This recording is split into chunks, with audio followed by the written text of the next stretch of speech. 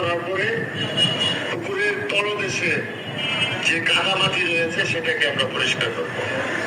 সেটাকে পরিষ্কার করে পানি যাতে পরিষ্কার হয় সেটার জন্য আমরা সিলেকশন করি, যেটা যে পাথরের গুঁড়া গুঁড়া পাথর, সেটা আমরা এই পুকুরের মধ্যে ফেলবো, যাতে করে পানিটা পরিষ্কার হয় এবং পুনরায় সেই কাদার সৃষ্টি না হয়। আমরা তার সাথে সাথে চুনা দিয়ে এই পানিটাকে পরিষ্কার করব।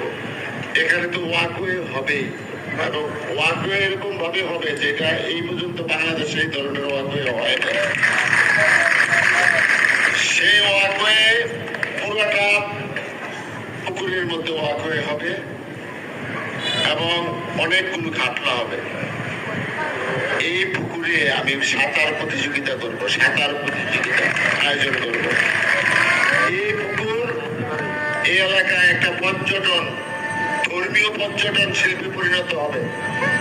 এই যে যেমন লক্ষ্মী নারায়ণ জিউরাখড়া, সাথে সাথে এখান দিয়ে আরো যেমন জরুরিতায় রাম সীতা সহ বিভিন্ন আখড়া রয়েছে।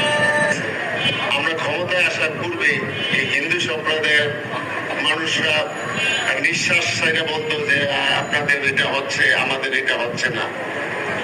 আমি একটা কথা বলে যে গেলাম আজকে, আমি কিন্তু এটা ভিত্তিপ্রস্তর স্থাপন করলাম, মানে এটার একটা দৃষ্টান্ত স্থাপন করলাম। দেখবেন সারা বাংলাদেশে অন্যান্য যারা সিটি কর্পোরেশন আছে তারাও কিন্তু এই পথ অনুসরণ করবে এবং সারা বাংলাদেশে এই ধরনের ওই মন্দিরে যে কি মডেল মন্দির হবে। আবার এই মন্দিরটা আমরা এরকম ভাবে করতেছি, আজকে এখানে সেই মত বিনিময়ের জন্য এসেছিলাম, যাতে দূরের দিকে দেখে মানুষ একটু আকর্ষিত হয়, মানুষ যাতে এটার টানে, এটার মায়া এখানে আসে।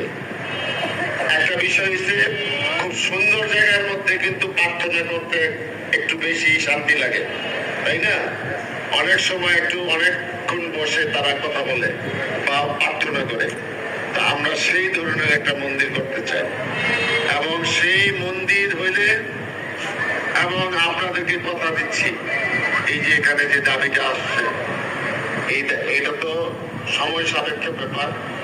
যদি আগামীতে নির্বাচন হবে, কিছুদিনের মধ্যে মেয়র নির্বাচন হবে, যদি আমি নির্বাচিত হতে পারি ইনশাল্লাহ এখানে অডিটোরিয়াম করে দেব ইনশাল্লাহ। আপনাদেরকে আমরা বলতে চাই সেবার ব্রত নিয়ে এসেছি এবং সেই সেবার ব্রতটা হলো এখানে ধর্ম কোনো বিষয় না।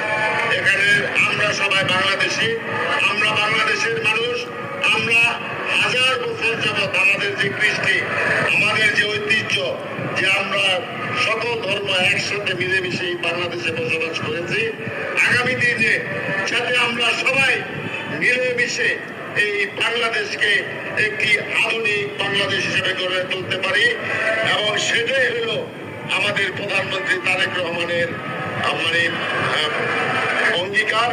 সেই অঙ্গীকার আমরা বাস্তবায়ন করব।